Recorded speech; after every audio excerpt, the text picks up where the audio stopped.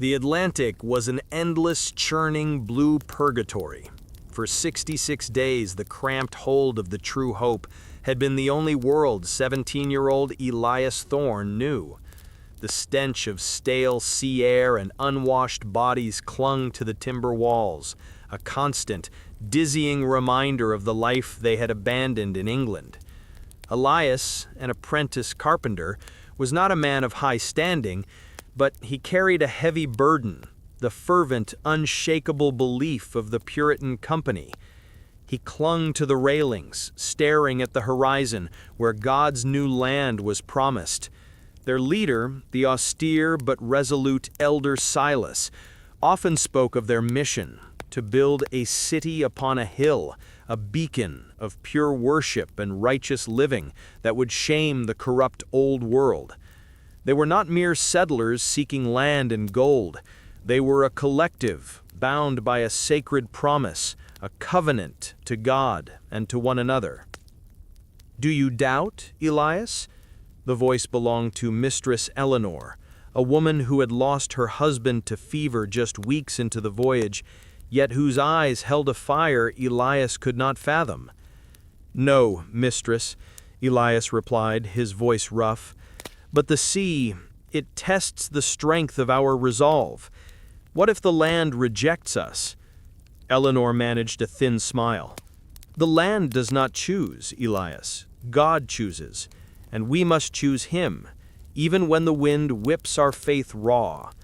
Our trials on this crossing are merely the cleansing before the birth." Days later, in the cold grip of November, they sighted land, a dark, rugged coast veiled in mist.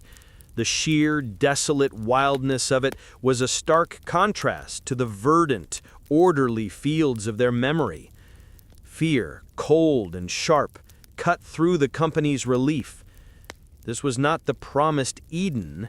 It was a wilderness that demanded blood and sweat for every inch of survival. Before a single soul stepped ashore, Elder Silas gathered them. The wind bit their faces, but his voice was unwavering as he read from their charter. "We do by these presents, solemnly and mutually, in the presence of God and one another, covenant and combine ourselves together into a civil body politic." Elias stood shoulder to shoulder with his peers, farmers, weavers, and preachers. The document they signed that day on the deck of a fragile ship was not an act of a king, but the solemn vow of a people. It was an affirmation that their new society would be founded not on inherited power, but on shared responsibility, mutual loyalty, and a singular, collective purpose. As the small boats pushed off toward the shore, the raw scent of pine and untouched earth filled the air. Elias looked back at the True Hope, now merely a shadow against the vast, indifferent ocean. The physical journey, the crossing, was over. The true work, the terrifying, monumental task of honoring their covenant and planting the seeds of a new world had just begun. He took a breath of the crisp New World air, a silent vow passing his lips. "We shall not fail this promise." The scent of spilled tea and saltpeter hung heavy over Boston. It was the winter of 1775, and the high-minded promises of the early settlers, the sacred covenant, had curdled into bitter frustration. 200 years after Elias Thorne set foot on a new shore, his great-grandson, Silas Thorne, found himself a reluctant blacksmith turned revolutionary. The forge in his shop, meant for shaping horseshoes and plowshares, now birthed musket balls and repaired dented bayonets. Silas was not a fiery orator. He carried the cautious blood of his Puritan ancestors, preferring quiet labor to public upheaval. Yet the crown's tyranny, the taxes, the absent representation, the audacity of the redcoats quartered in their town had become a heat too intense to ignore. The concept of the city upon a hill had not died, it had simply shifted. It was no longer a religious sanctuary they sought to build, but a political one. a republic of free men. One frigid evening, a lantern cast long shadows as Silas worked his bellows. Heating a strip of iron until it glowed white-hot, Dr. Joseph Warren, a man of dangerous words and quiet resolve, stood watching. "You worry, Silas," Warren observed, his breath misting in the cold air. "I worry for the covenant, Doctor," Silas admitted, bringing the hammer down with a deafening clang that sent sparks flying. "Our fathers promised God a pure society. Now we prepare for war against our own sovereign. Is this liberty or mere rebellion?" Warren picked up a finished musket ball, weighing the metal in his hand. "The purest society, Silas, is one where a man is not a slave to a distant master. The covenant was about self-governance under God's eye. When a king interferes with that self-governance, then fighting him becomes our highest duty to God." Silas paused, his hammer suspended mid-air. Warren's words were the philosophical tinder to the practical fire in his heart. The colonists had tried to be good subjects, petitioning for their rights for years, but the flame of liberty, once merely a spark of dissent, was now demanding to be fed.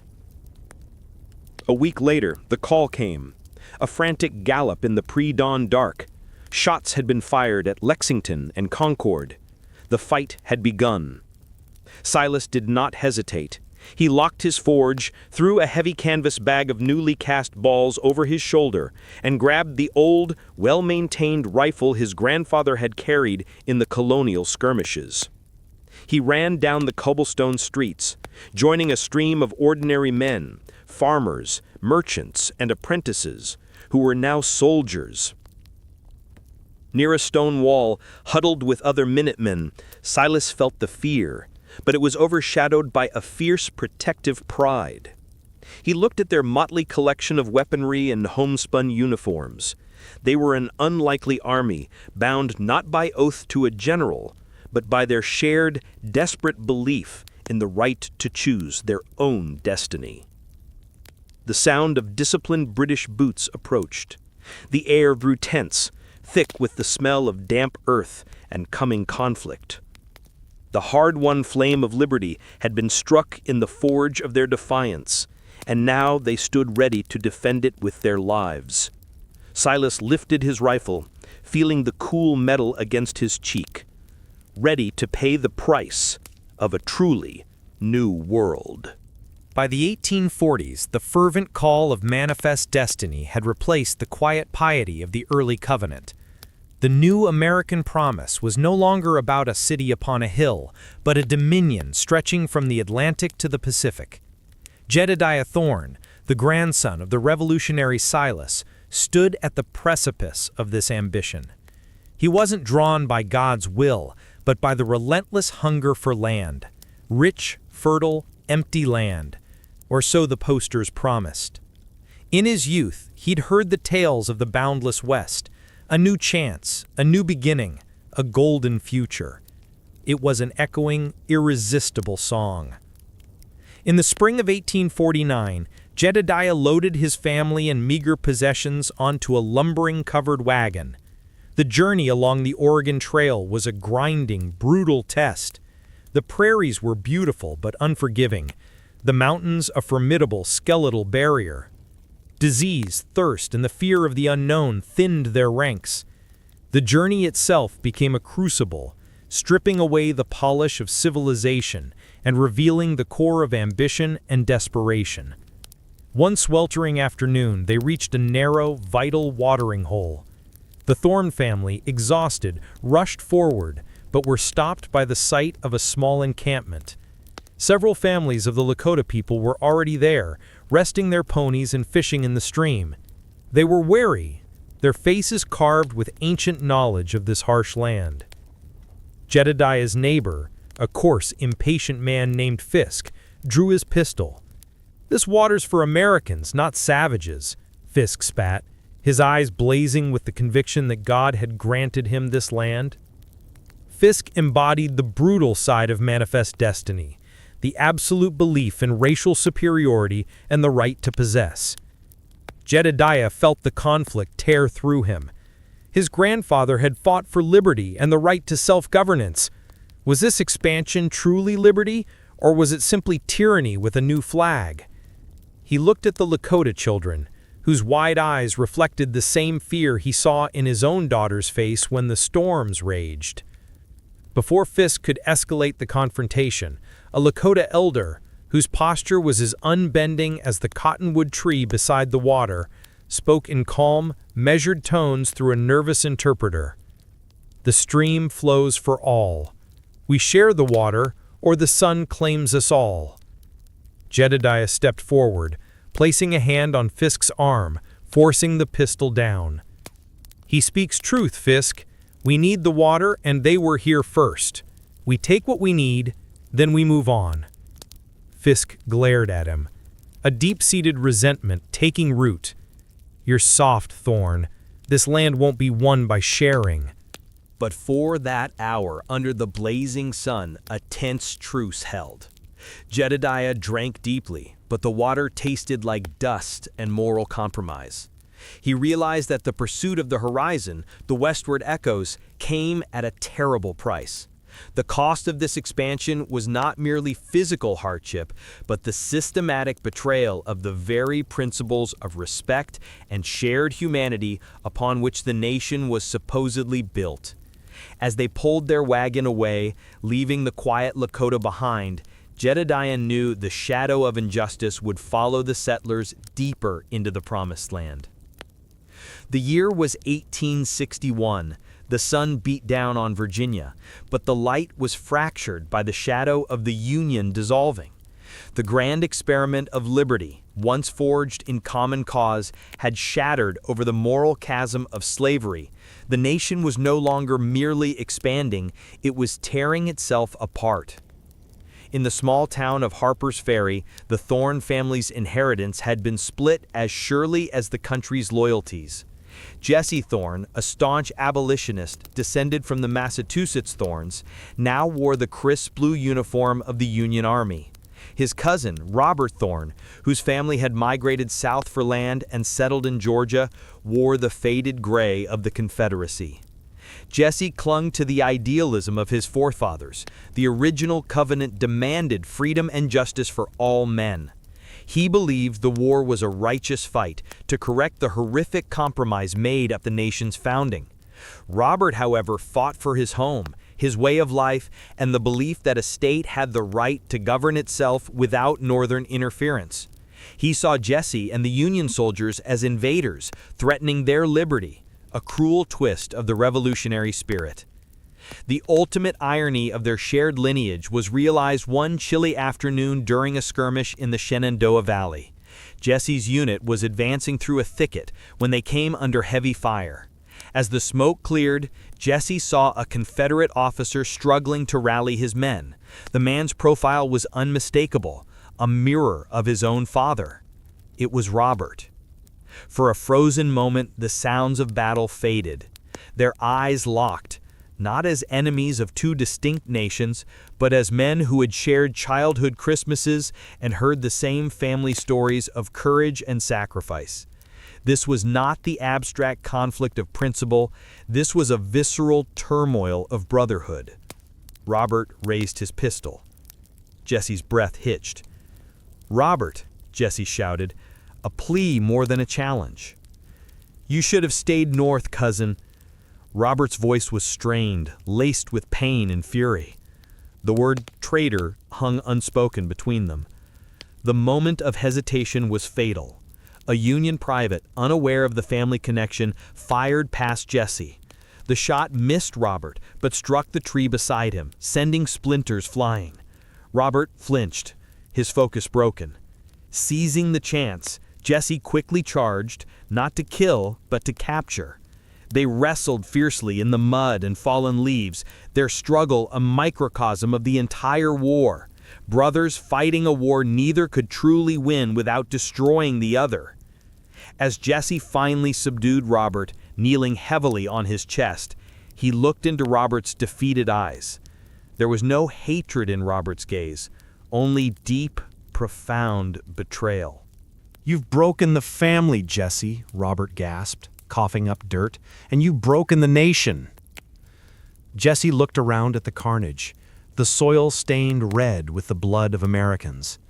He had won the skirmish, but the victory tasted like ash. The flame of liberty that his ancestors had fought for had become a destructive, all-consuming fire. The price of national unity was the agony of family division. The blood-soaked fields of the Civil War slowly gave way to the clamor of the factory floor. By the 1890s, the battle for the American soul was no longer fought with rifles, but with railroads, oil derricks, and relentless innovation. The era of rural strife was yielding to the age of steel and spirit. Amelia Thorne, the daughter of Jesse Thorne and a product of the post-war North, traded the moral intensity of her father for the boundless potential of the machine.